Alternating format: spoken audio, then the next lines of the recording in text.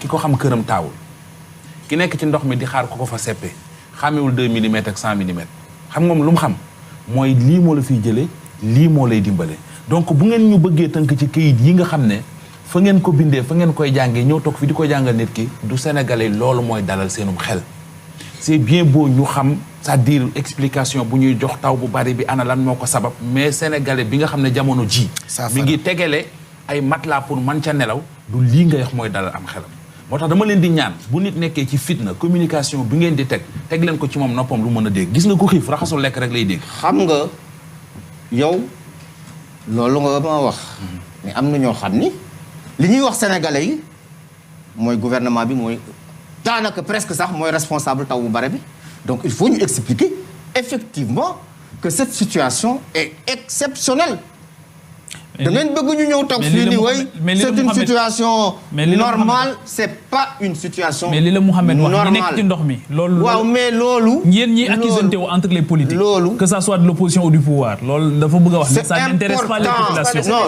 non attention c'est important nit ñi xam parce que nit ñi duñu ay bàyyi ma aussi. mais kan moo tax nit ñi xamuñu loolu mais justement mais comme xam nañ ko nag. li tax nga sous-estimer seen intelligence. non sous-estimer moo ko. mais ñoom comprendre nañ ko. mais comme xam nañ ko dafa baax it ñu koy nafar di ko rappeler. la répétition est pédagogique. il faut ñun ñëpp ñu d'accord ni. li fi wàcc ci ndox keroog c'était exceptionnel comme c'est exceptionnel. moo indi lii nga xam ni moo fi nekk. mooy les changements nit ñi comprendre nañ leen la preuve mooy maintenant nu nekk jéem nañ ko yàqee seen xel mais ba léegi déggu leen nit ñi révolté wu kon xam ngeen ne nit ñi comprendre nañ li xew kan c'est une situation exceptionnelle comprendre nañu mais il faut kon kay il faut ñu expliquer leen xam nañu ne léegi pour wax la ni plan décennal bi fonctionné na partout où il y a eu les infrastructures partout au Sénégal mais mbënd mi dem ndox mi dem na. oui mais am na ay zone am na aussi ñoo yoo xam dañ naan ñun daawuñu taa. am na mais daawuñu taa te mu am plus exceptionnel moo tax le caractère exceptionnel am ci solo. oui et l'impact souvent des infrastructures ndax aussi. gis nga tamit lu nit ñi war a xam mooy gis nga Dakar ni mu bindoo daanaka bu ñu doon jël Dakar di ko diviser xëy na 20% rek ci territoire Dakar la ñu waroon dëkk man bi ma yoree mbënn mi. en 2012 am nañu ay cartes yoo xam ni c'était avant les indépendances dañoo jël cartes yooyu xool ni Dakar meloon mais ay mares ak ay rivières ñoo fi amoon est-ce que xam ngeen ni diggante Ouest Foire am na benn rivière bu fa awoon bu tudd Waya Géej boo xam ni foofu la jaar ba booru Philippe Maguilène Senghor bi ñu jëlee cartes yooyu teg ko ci carte inondation yi dafa méngaloo exactement ak les zones d'eau ça veut dire que Dakar bu ñu waxante dëgg 20% superficie bi rek la ñu waroon dëkk. li ci des yëpp ñu bàyyi ko maintenant les années de sécheresse on fait que ñëpp ñëw jël des zones non édificantes mën nañu am beneen argument bu koy contrer parce que tamit boo xoolee technologie ni mu avancé boo xoolee ni nit ñi di dundee vivre avec l'eau projet boo xam président Macky Sall waxoon na ko fi c'est-à-dire que nit ñi tamit mën nañoo dem ba donte espace bi ak contrainte boobu complexité bi dëkk ak moom est-ce que loolu aussi ça doit pas être une question de vision et d'ambition. mais xam nga franchement boo xoolee koppar yi war a dugg ci loolu dëkkuwaay rek jaru ko. kay. non déedéet. am nga kër non am nga kër bu lox loolu. mais am nga dëkkuwaay jaral nañ loolu. ba ma pare sama raisonnement. waaw allez-y excusez-moi. nga bañ ma dagg moo maa ngi jéggalu monsieur le ministre. dëkkuwaayu Dakar. jaru ko moo tax président Macky Sall indi le plan national d'aménagement et de développement des territoires. Il y a un problème d'aménagement du territoire au Sénégal.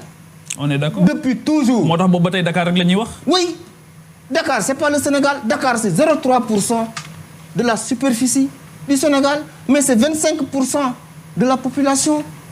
donc war nañu xool tey jii fu ñu toll nii ñun ñëpp que ñu dëkk Dakar ou ñàkk Dakar pour wax ni war nañu arrêter loolu nag jot nañu arrêter nit ñi ñu bañ a ñëw Dakar. non on est d'accord. d'accord mais tey jii bu fekkee ne nit ki fa mu dëkk service bu mu soxla. dina ko fa am waaw kay du ñëw. waaw kay lan moo tax nit ñi di ñëw Dakar. voilà lan moo tax nit ñi ñëw Dakar ñëw li tax ñu ñëw mooy pour dëkk. pour faju pour jàng pour am yenn services yi. mais loolu le plan national d'aménagement du territoire. waaw li mu indi mooy. plan bi kañ la ñëw. plan bi ñu ngi ko adopté le 24 janvier. ban 2020. 2020 plan national oui. ok Pour la première fois Sénégal am na un plan national d'aménagement du territoire lan moo nekk ci biir plan boobu li ci nekk mooy dañu gis ni Dakar diggante Saint-Louis jaar Dakar ak Thiès ba Ziguinchor loolu mooy Sénégal daanaka qu'on appelle le tiers ouest les 2 tiers est dara daanaka amu fa lu am solo président Macky Sall wax ni nañu créer ce qu'on appelle les métropoles d'équilibre métropole d'équilibre bi yooyu fukk lañu Saint-Louis bokk na ci Mbour bokk na ci Thiès bokk na ci Touba bokk na ci Ziguinchor bokk na ci Kaolack bokk na ci Kolda bokk na ci Tambacounda bokk na ci Kédougou bokk na ci Matam mi ngi ci lan mooy contenu bi lan mooy contenu bi métropole d'équilibre maanaam dañu gis ni dëkk yooyu seen ni nit ñi yokkoo gaaw na macha allah ñu ni kon autour de ces métropoles d'équilibre nañ fa créer des conditions yoo xam ni ña dëkk foofu ak autour de la métropole maanaam les villes polarisées la ñu war a soxla yépp lu taxoon ñu ñëw Dakar dañu defal leen ko fa loolu la ñuy wax de éradiquer loolu la ñuy wax depuis 2012 non loolu nekkuñ ci wax bi parce que c'est la première fois ñu wax problème métropole oui mais il y a un plan le financement du plan on peut en parler oui d'accord si vous voulez mais vous êtes d'accord avec moi que ce concept mais ñun ñëpp d'accord nañ ci loolu d'équilibre rafet moom xalaat moom rafet ngeen ci moom loolu slogan la rek xam nga nag yéen moom quelquefois mu am problème ak yéen parce que bu ñu waxee lu kii suñu waxee lu rafet nga wax rafet mais lépp looy gis ci lu rafet lay mais ñun commencer d'accord nañ mais xam nga xalaat ak xel ba indi loolu mais ñun dañu xalaat ba sonn d'accord nga mise en œuvre bi la ñu wax non Sénégal kañ la am indépendance monsieur le ministre yàgg na doguma la le président Macky Sall est venu en 2012 il faut voir comment les choses après avoir été Premier ministre, après avoir été ministre de l'Intérieur. Comment les choses ont évolué sur le plan énergétique, le président sur est au pouvoir depuis 2000. 32 km autoroute la fi fekk, il a fait 225 km d'autoroute. 500 mégawatts la fi fekk en énergie. Il a fait plus de 1250 mégawatts. Le plan d'aménagement. Donc loolu am na solo. Ce plan-là bi nga xam ni mooy créer les métropoles d'équilibre mooy fukki ma la wax. daañu fa def ay infrastructures yoo xam ne muy hôpitaux muy ay lycées muy ay universités muy des trucs de loisirs yoo xam ni nit ñi loolu la ñuy soxla xëy na pour ñëw Dakar wala leneen lépp ñu am ko. pour kañ ensuite mu am ay agropole parce que nit ki doo ko créer environnement te amul fu muy liggéeyee. les agropoles là yi nga xam ne moom la ñu créer utiliser suñu potentiel. agricole maanaam créer ay industrie agroalimentaire parce que loolu Sénégal yàlla daf ñu may lu bare lu mu mayul yeneen dëkk yi li ñu may mooy suñu dëkk daanaka c'est plat amul montagne lim ñu may mooy jant bi lim ñu may mooy ndox mu bare savez-vous que dans le sous-sol sénégalais am nañu war a tolloog 500 milliards de mètres cubes d'eau en eau de surface am na ñu toll ci 35 milliards de mètres cubes donc bu ñu defee synergie boobu créer ay agropole créer les conditions pour que nit ñi bañ a sore pour am lu ñu liggéey des industries pour kañ la loolu les industries le plan non le plan c'est entre 2020 ba 2020 ça c'est le PSE mais non kii mooy horizon PSE plan bi mais c'est phasé dafa am ay phasage plan bi tàmbali na ce plan là on commence à l'appliquer actuellement ni ma lay wax nii. ban jeexital la am fan la am jeexital. non c'est à l'horizon 2035 mais 2035 sorewul la est-ce que vous savez que nous sommes en 2020. daanaka plan bi jeex na plan national d'aménagement. mooy boobu mi ngi noonu. moom la wan léegi. waaw horizon 2035 mais plan bi tàmbali na. jeexital yi anañu. lan ngay woote jeexital. mooy li nga wax nii ne bu ñu ko defee ci métropole yooyu ak agropole yooyu. yi mu jur lu mu jur. agropole sud commencé na lancé nañ appel d'offres yi. énergie. ñu ngi def les interconnexions parce que boo xoolee plan bi di nga gis ay interconnexions. avec des lignes. de 225 kilovolts yoo xam ni. mooy maaye les métropoles d'équilibre. parce que tant que énergie amul ci côté yooyu bu doy. On est d'accord donc aussi. pour Le dire financement. que plan bi commencé na. Le financement du plan. Mais le financement du plan, ce sont les ressources de l'État d'abord, le budget de l'État. Ensuite, les partenaires au développement. Loolu mooy def financement bi. Mais ce plan-là a démarré. te horizon xam nañ ko donc loolu bu ñu ko defee mooy ensuite. Ça doit coûter combien? Ensuite. Ça doit coûter combien? Non, avant ñuy wax sur le coût xam nga le coût là. ce plan-là mënoo ko jox un coût dès le départ. Parce que il faut comprendre comment on l'a conçu. Du rek Agropole yi ma la wax. Prenons par exemple les routes boo xoolee plan bi di nga gis ni ñu tracer les futures routes et autoroutes di nga gis ni ñu tracer les futurs chemins de fer di nga gis ni ñuy implanter les hôpitaux yu ñu war a tabax. Le président vient de valider un programme de plus de 500 milliards pour la santé. C'est ça qui permettra ñu implanter dans ces métropoles d'équilibre les structures sanitaires. Donc c'est un plan dynamique avec un horizon te loolu mooy tax nit ñuy fixer leen tant que defuñu loolu les gens vont continuer à venir à Dakar di buuxante ci 0,3% du territoire national avec inconvénients yi nga xam ni moom la am yépp mbënn meek yooyu am na ci biir Sénégal foo xam ne bu tawee dañuy tàccu amul ndox parce que nit ñi ñëwuñu fekk fu ndox nekk ñu dëkk fa depuis les années 70 année de sécheresse mais ndox du bàyyi yoonam. Très bien. Donc il faut ñu réfléchir ci yooyu yëpp. pour teg plan bi. doxal ko léegi ñu ñëw ci mbiru inondation yi xaw ma sax pa est-ce que exactement di nga ci am tontu bu wér mais lu mu ci mënti doon du ñàkk nga xam ci dara mooy inondation day am ñu déclencher plan Orsec jël budget def fa jënd ci matériel ñu demaat ba jëmmi jamono inondation amaat ñu ne dañuy jëndaati matériel waaw léegi matériel yi njëkk a jënd fu mu jaar ay AGT la woon wala c'est-à-dire loolu nuñ ko mën a comprendre. non matériel yi ñu jëndoon mu ngi fi mais en fonction taw bi ñu jot day laaj ñu yokk matériel bi maanaam puissance pompage bi xam nga boo amee une pompe de 800 mètres cubes heure moom lañ dimensionné woon ci taw yoon daan jot mais bu ñu amee taw yu ëpp loolu pompe boobu mënu ko évacuer faaw ñu yokkaat ci fi mu ne nii boo demee booru Kër Massar am na ay pompe de 1000 mètres cubes heure ñu wut indi fa mu pomper donc loolu la matériel boobu di compléter mais du caagee ni matériel bi dañ ko sànni. waaw léegi bu fekkee plan décennal lutte contre les inondations mi ngi fonctionner à merveille kon kay li ñuy jënd ci matériel daa war a gën a néew sax d'autant plus que am na plan bi mi ngi fi di leen. mais dafa gën a néew dafa gën a néew lañ daan jënd ci at yële passé mu ëpp fuuf ñu jënd léegi. lañ daan li ñuy jënd léegi c'est pour compléter. non mais parce que am na ay dafa gën a néew jarul compléter. non ah kay. déet bu fekkee dafa gën a néew. non kay jarul dama ne compléter la ñu daan jënd ci montant. moo gën a néew.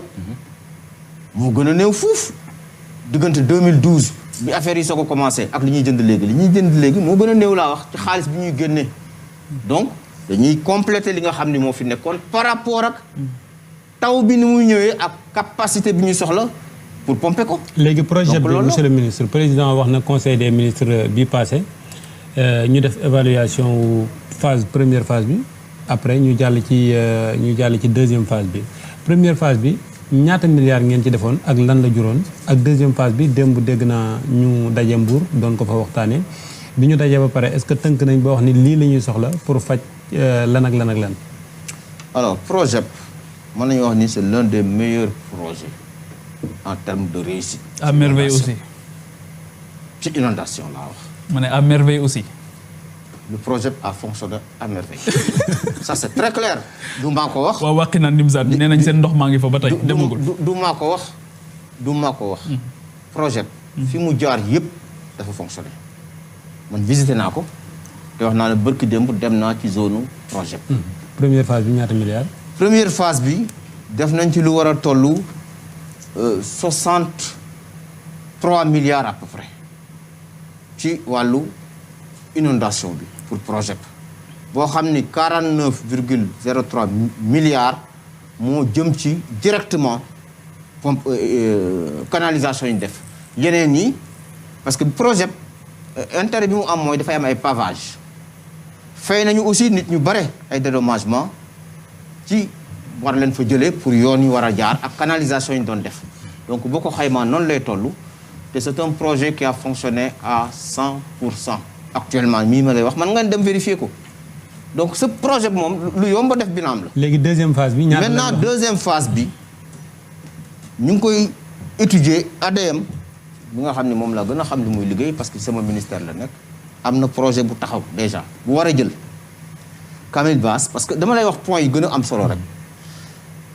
El Hadji Pathé Camille Basse ay Daaru Miset ba booru Jaxaay. Télé Mame Diarra fu mu ne. maanaam zone boobu yëpp. mais doo ko laaj ministre de la collectivité territoriale. zone boobu yëpp projet 2 daf koy jël. nga xam ni mooy projet 2 nga xam ni liggéey bi tabax nañ ko ba pare ñu war ci lëkkaloo lenn ci budget état lenn banque mondiale te banque mondiale pare na pour dugal loxoom ci biir ni mu dugale woon loxoom ci projet 1 parce que projet 1 dafa doon lu am jeexatal am réussite am njariñ. coût bi ñaata lay doon le coût ñu ngi koy stabiliser maanaam étude technique yëpp pare na dossier yi pare na mais le coût mënuma leen ko wax fii. ok léegi dañuy bàyyi ñu stabiliser ko ba fi ba ñu ko war a prononcer wax ko. léegi après ñu dem ci internet yi. voilà léegi beneen question bi rek mooy par rapport ak ce ministère. Oui. gis nañu temps yële benn article boo xamante ni génn na. par rapport ak ADL ak PNDL. par rapport ak département yi.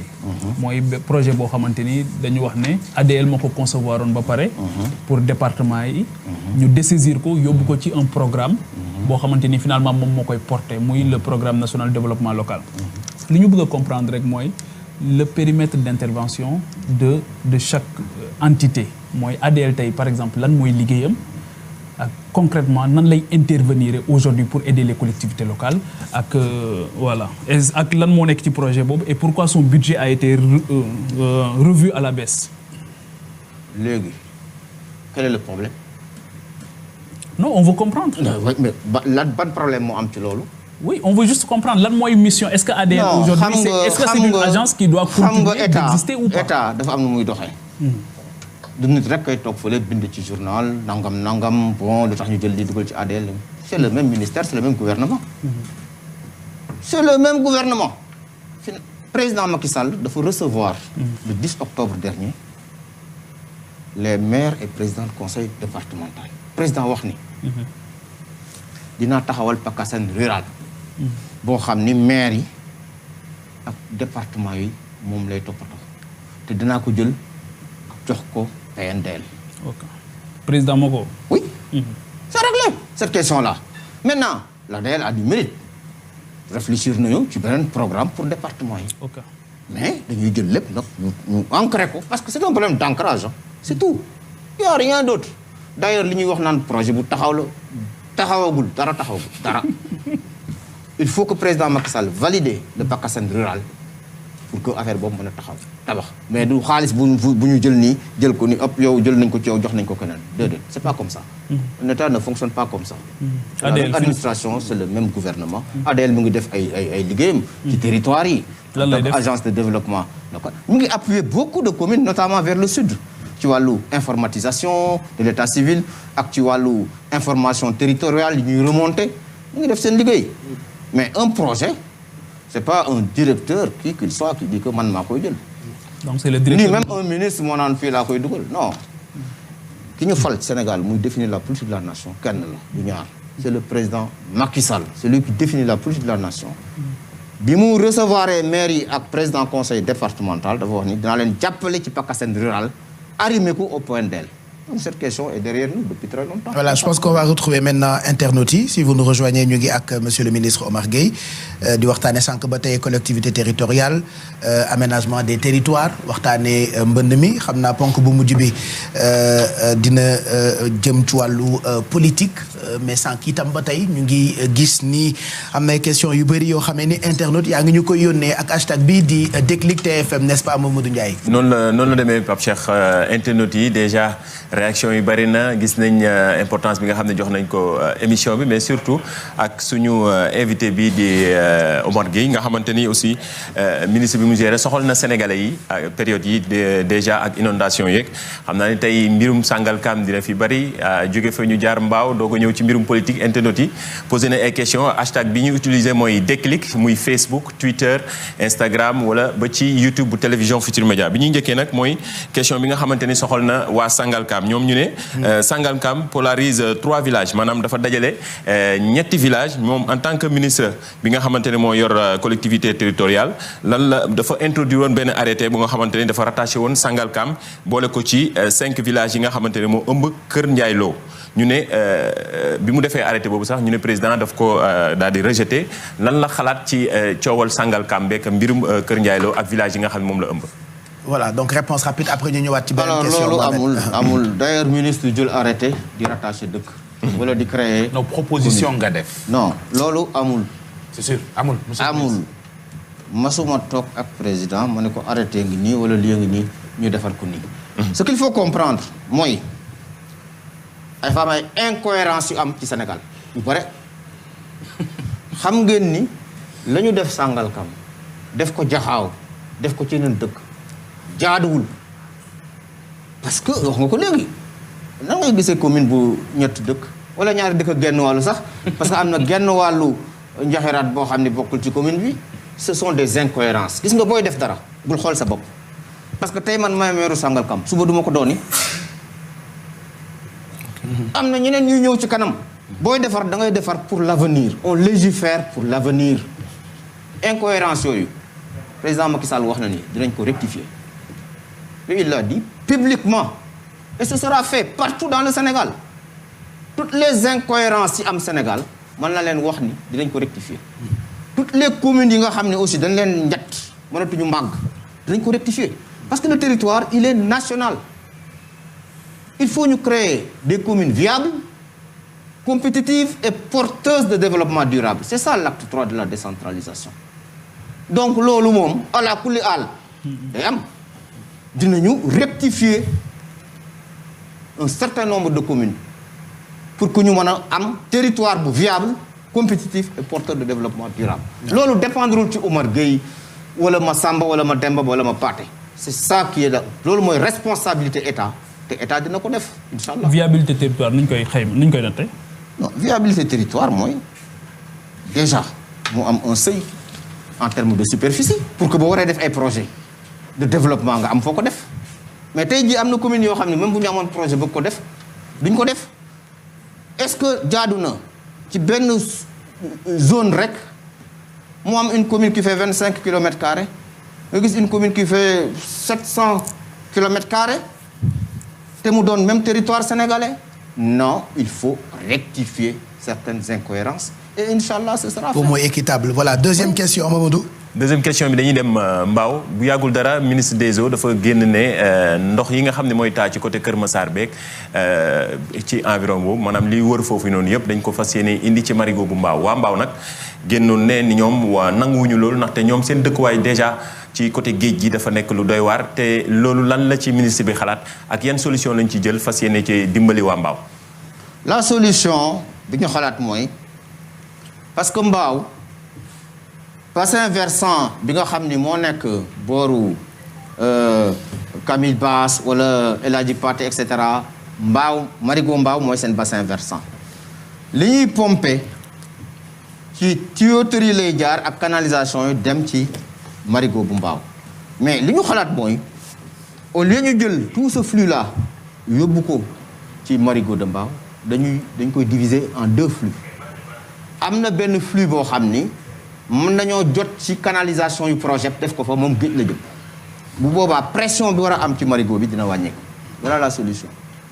voilà Mamadou. waaw boobu am na solo waa Mbao yi xam naa ne tontu boobu dina leen amal soxla beneen bi mooy mbirum politique la ak coow li nga xamante ni mooy am toujours fële ca Tëngéej moom nee na taxawaayu APR foofu daal gis nañ ni jiixi jaaxa wala ay xulloo ci ñi nga xamante ni ñoo faree APR dañ koy seetlu foofu ca Rufisque ñoom lan lañ ci ban jéego la xalaat ni dinañ ko def ba juboo am ci politiciens yooyu nekk foofu di yëngatu ci même parti politique bokk kook moom monsieur le ministre di Omar Gueye.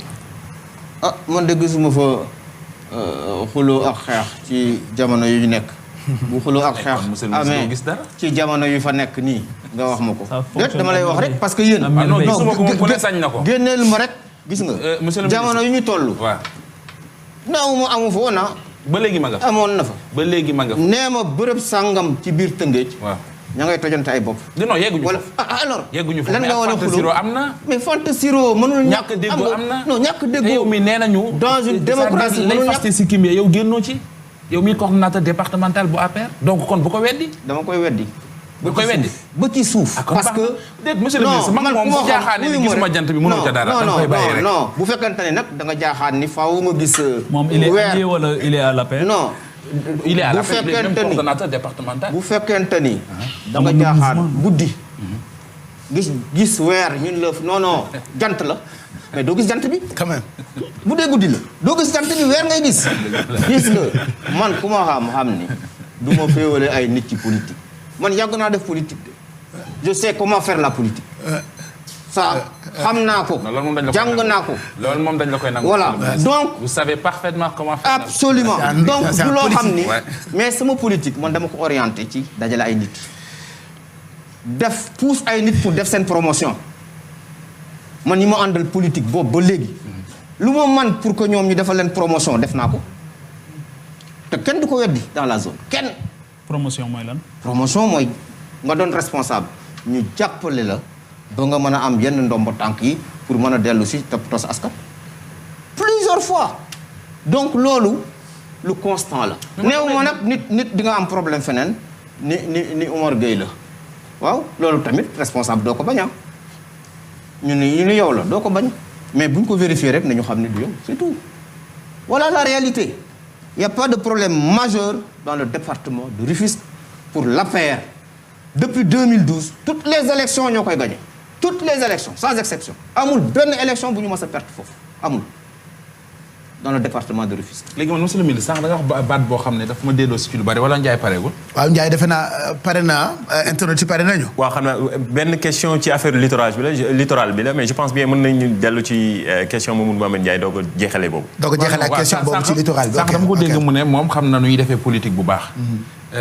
ma am benn laaj parce que sa siège u parti couleur parti socialiste la yoroon nga jógee fa peinture ko couleur parti démocratique Sénégal jógee fa couleur Rewmi peinture ko couleur vert PS léegi couleur APR loolu xam politique la wala nga baal ma ci baat bi bu diisee li la nit ñi di waxal la mooy sa intérêt ngay topp. Non. Quand j'étais très jeune, comme beaucoup de jeunes, j'ai milité chez les jeunesses socialistes. J'étais très jeune à ce moment. Et c'était une bonne école de formation politique. C'est une école du parti où on apprend énormément de choses. Man lan moo ma dugal ci politique. C'est un accident, il faut vous le dire. Parce que moi j'avais toujours privilégié njàng ak liggéey. Toujours.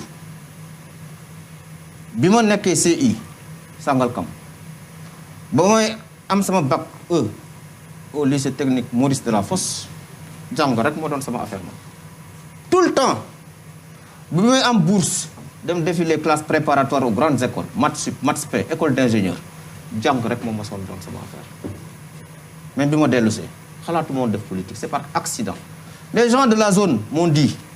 bi nga dellusee ban diplôme nga indi. Diplôme d'ingénieur en génie électrique. Après avoir fait les classes préparatoires aux grandes écoles. Maths sup, maths spé. C'était pas donné pendant cette période-là. Surtout fi ñu jógee nag nga xam ne duñ la kenn puusu la. J'ai toujours privilégié le travail. Le travail pour moi c'est sacré. Man 7h30 foo ma wooyee maa ngi sama bureau. Ba 20h, 21h, 22h. Tous les jours. Même jour, conseil des ministres. Je vais travailler d'abord avant d'aller au conseil des ministres. Demain, c'est mercredi, conseil des ministres. 7h30, je travaille jusqu'à 8h45 pour dem conseil des ministres. moo tax duñ la téyewaat lu yàgg minuit jot. Donc, non, c'est pas un problème ça. Ñun mën nañu liggéey jusqu'à 3h du matin. C'est pas un problème. Super. Donc, pour wax la ni li ma dugal ci politique mooy à l'époque on m'avait dit on a très peu de cadres dans la zone. Il faut mu dugal fa loxo ci politique pour ñu mën a am ay développement. Effectivement ci loolu politique de développement boobu laa nekk. Politique de développement boobu ma nekk nag moo tax bi ma gisee parce que bu fekkoonte ni rek pouvoir laay wut jamono bi ma nekkee réew mi ak li ñu ma def yëpp ma fàq dem mais fan la ñu rey nit c'est Sangalkam. Quand nous avons 2 fois délégation spéciale, c'est Sangalkam. Si ma politique était mauvaise pour vous, duñ ma fal chaque fois ma samp sama ndënd ci n'importe quel type d'élection pour gagner ko. mais waa réew mi si nañ la parce que le ministre ba fii foofu la jóge. d'accord mais man gis nga bi may def politique du woon pour nekk ministre. j'ai mon métier ah. ci côté réew mi la demee moom ak keneen ki sant Diouf. bi may def politique c'était pas pour être ministre. xam nga la finalité de la politique du ay poste yu ñu lay jox parce que poste bi day jeex ëllëg du ma nekk ci ministre. est-ce que bu boobaa day fekk du ma jàppale waa Sangalkam damay continuer di leen jàppale. bi ma yóbbu ay lampe Sangalkam boobu nekkuma unité ma ci benn parti ci sama liggéey laa def yóbbu ay éclairage public à Sangalkam. donc du loolu mooy finalité bi gis nga ministre fonction bu c'est une fonction éminente pour être à la disposition de son pays et accompagner le programme du président Macky Sall loolu dynamique boobu laa nekk. en fait mais sa transhumance bi moo ñu xaw a jaaxal. non xam nga yow da nga di exemple bu rëy ci réew mi. lu bari nga koy def. lu bari di ci roy mais man li ma comprendre mooy. jóge parti socialiste dem PDS jóge PDS ànd ak Idrissa Seck dem réew mi jóge réew mi dem vers PS jóge vers PS dem APR. la transhumance mooy c'est quelqu'un qui cherche le pouvoir. ni comme lii am na xaaral ma daw fa pouvoir ba am. ñun bi ñuy jàppale président Macky Sall boobu président Macky Sall gagné gul. mais amoon ngeen ci yaakaar ci mu gagné au deuxième tour lañ ko jàppale. mais bu leen investir ci. waaw. liggéey ci taxaw ci pour mu gagner Sénégal. c'est dommage programme am yéen li ngeen di wax ñu ngi koy dégg mais peut-être dégguñu ministre bi. je demande au technicien peut-être de régler le micro masque bi moom ñu ngi koy wax depuis sànq mais sañu ma woon ni ko monsieur le ministre. ah non man du ma dindi masque. voilà donc c'est ça moom heureusement ba laajuma la ko. pour nga dindi ko parce que comprendre naa loolu itam. mais micro bi aussi je demande au technicien ñu régler ko rapidement puisque réponse yu am solo la tàmbali di joxe nii très rapidement bu dee mën nañu ko régler en même temps avec le réalisateur ñu ngi ciy jéggalu puisque question yu tàng la Mohamed di joxe Macoumba di ko joxe Pape Djibril di ko joxe internet itam di ko joxe depuis sànq je pense qu'on peut en profiter moom it mu ngi joxe ay réponses yu tàng waaw je pense qu'on peut en profiter avec la dernière question des internautes ministre déglu ko ñu régler micro bi mu tontu ci ñu doog a jeexal jotaay bi lan la internaute bi mujjee wax laajte ci littoral bi Mamadou Ndiaye. question yi bari na comme ni nga ko waxee internautes yi kay ñi ngi posé ay questions yu nekk xam nañ ni mënuñu joxe questions yëpp waaye li ci gën a am solo ñi ci plateau bi ñu ngi koy yeggee yenn yi dañ ci tànn quelque rek daal di koy partagé ki nga xamante ne tey mooy suñu invité mu soxal leen ndax gis nañ réaction yi ci suñu page Facebook bu télévision Futur Média hashtag bi déclic la wala déclic TFM gis nañ ci compte Twitter bi aussi hashtag bi ñëpp a ngi koy utiliser gis nañ aussi seen ay réaction mënuñu ci dañ ci tànn quelque rek daal di koy partagé ak ki nga xamante ni mooy suñu invité question bi nga xamante ni moo ëmb mbirum littoral bi dañ koy laaj taxawaay bi nga xamante ni am nañ ko ci surtout politique bi nga xamante ni pour fexe ñoom sax bu ñu fi jógee di nan lañ mën a def ba du am ñeneen ñu fi ñëw di brader li nga xam ne mooy littoral bi te seetlu nañ ni nekk na question bi nga xam ne soxal na sénégalais yi te gis nañ ni ay ku ci mel maire bi ci mel ni Barthélémy Diaz mi ngi ko doon xeex ay activistes yi ñu ngi ci doon jóg ñoom seen taxawaay en tant que ministre wala ñi nga xamante ni ñoo nekk ci gouvernement Macky Sall bi ban taxawaay lañ ci am ba nga xamante ni lii di littoral bi dinañ ci mën a nekk du nekkati question bi nga xamante ni day ñëw souvent ci surtout jamono ji nga xam ne seetlu nañ ni littoral bi ñu ngi koy tabax. waaw je pense qu'il a bien noté la question. Puisque technicien bi il prend tout son temps aussi pour régler le problème du micro de notre invité xanaa ñu bàyyi ministre dem ci réponse bi très rapidement. Voilà. waaw sur le littoral tout ça c'est une question d'aménagement encore du territoire. Le président Macky Sall dafa jël littoral considéré ni kenn waru ko agressé. Il y a des lois et règlements qui régissent le littoral. Il y a même une loi qui va venir sur le littoral.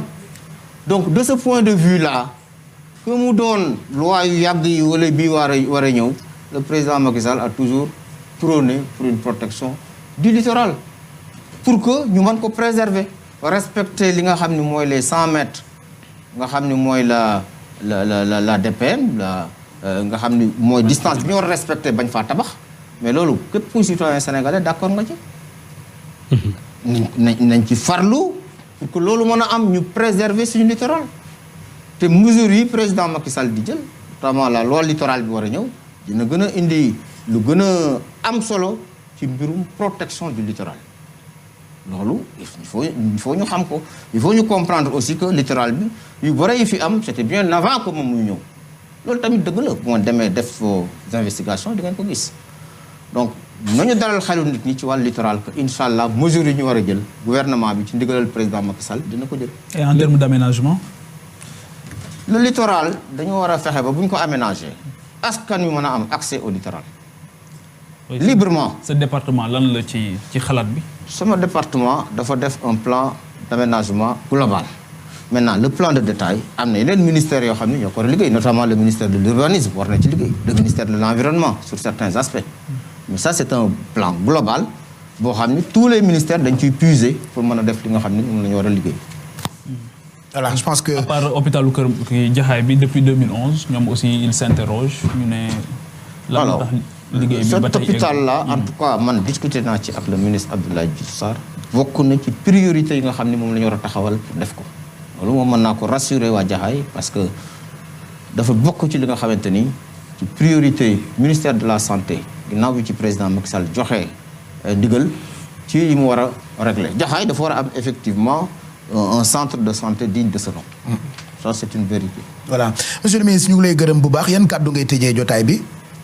waaw xanaa gërëm leen sant leen rek ci émission bi ak waxtaan bi ni ngeen ko déroulé massaw bu baax ñi nga xam ne ñoo nekk ci guddi ci mbënn mi di partager aussi li nga xam ne mooy naqar bi am ci ñi juróom-benn nit ñi génn àdduna ci wàllu mbënn mi ñu di ñaaxaat nit ñi rek ni bu ñu fàtte ne ñu ngi ci Covid 19 maanaam mbas mi demagul mi ngi fi mesure barrières yi nañ koy continuer di def looloo tax ba ma takk sama masque ñuy raxasu bàyyi daje yi nga xam ne amul jariñ gën a góorgóorlu xeex li nga xam ne mooy Covid 19 bi bàyyi ci xel bu baax a baax a baax.